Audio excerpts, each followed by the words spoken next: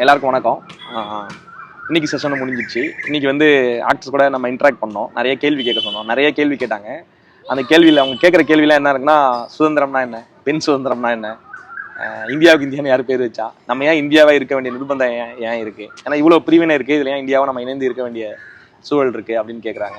அப்புறம் இன்னொரு கொஸ்டின், நம்ம வாழ்க்கை முறை எப்படி இன்னும் மேம்படுத்தலாம், அதுக்கு அதான கல்வி சூழல் இங்கே இருக்கா, வாழ்க்கையை புரிந்து கொள்வதற்கான கல்வி இந்தியாவில் தரப்படுதா அப்படின்னு ஏகப்பட்ட கேள்வி ஒரே வீடியோவில் பேச சொல்லி கேட்டாங்க. ஆனால் அது ரொம்ப சிரமம் இப்படி பேசுறது. ஆனால் இதை பற்றி நம்ம தொடர்ந்து அடுத்தடுத்து பேசலாம்.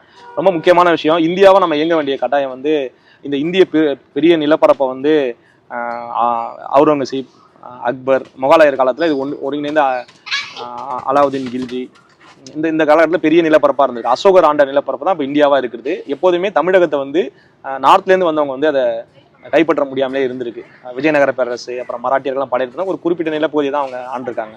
ஆனால் ஒருங்கிணைந்த இந்தியாவா அந்த நிலப்பரப்பு மாறினது வந்து நம்ம ஒரு 1947 அந்த காலகட்டம்னு வச்சுக்கலாம். ஏன்னா அப்போ தான் அறிவிச்சு பாகிஸ்தான் நம்மள்ட்ட கிழக்கு மேற்கு பாகிஸ்தானாக பிரிஞ்சு 2 நாடு போயிட்டு நம்ம இந்தியா நிலப்பரப்பை ஒன்றியமாக ஏற்றுறோம். அதோட அர்த்தம் என்னன்னா, வெவ்வேறு வகையான நில அமைப்பில் நம்ம ஸ்கூல் படிக்கும் புவியியல்னு ஒரு இதில் நம்ம படிச்சிருக்கோம்.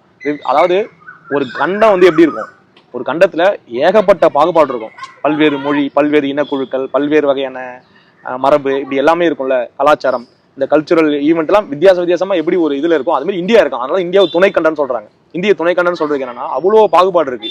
ஆனா நம்ம எல்லாரும் இந்தியருங்களை ஒற்றுமையா இருக்கணுங்கிறது தான் நம்ம இந்திய ஒன்றியத்தை நம்ம அமைச்சுக்கிட்டோம். அதுல பிரச்சனை என்னவா இருக்குன்னா, நம்ம எல்லாத்தையும் மொழி அதெல்லாம் துறந்து நம்ம ஒண்ணு சேர்ந்தாலும் ஜாதிங்கிற பிரச்சனை வந்து ரொம்ப பெரிய இந்தியாவை வந்து ஆட்டி படைக்கிறதா நான் பாக்குறேன். இந்த ஜாதியை துறக்கிற ஒரு மனநிலை வேணும். அதுதான் உண்மையான சுதந்திரமா நான் பார்க்குறேன். சுதந்திரம் கேட்டிங்களே, ஜாதியை துறக்கும் செயலில் ஒரு மனிதனும் இருந்து உண்மையான சுதந்திரத்தை வந்து நம்ம எடுத்து கொண்டாட முடியும்னு நினைக்கிறேன். அதில் தான் பெண் சுதந்திரமும் விடுதலை அடைஞ்சிருக்கு. அந்த ஜாதிய மனநிலை தான் பெண் விடுதலையை தடுக்குதான் நான் பார்க்குறேன்.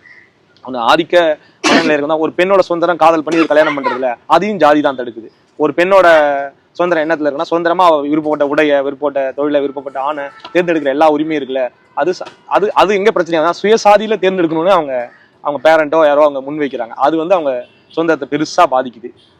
அப்போ அந்த கல்ச்சரல் அவங்க மரபை மீற வேண்டிய சூழலுக்கு பெண்கள் தள்ளப்படுறாங்க. அப்படிலாம் இருக்காம ரொம்ப இலகுவா மாறணும்னா ஜாதி பெரிய பங்கு வைக்கதான் நான் கருதுறேன். அதனால நன்றி, வணக்கம்.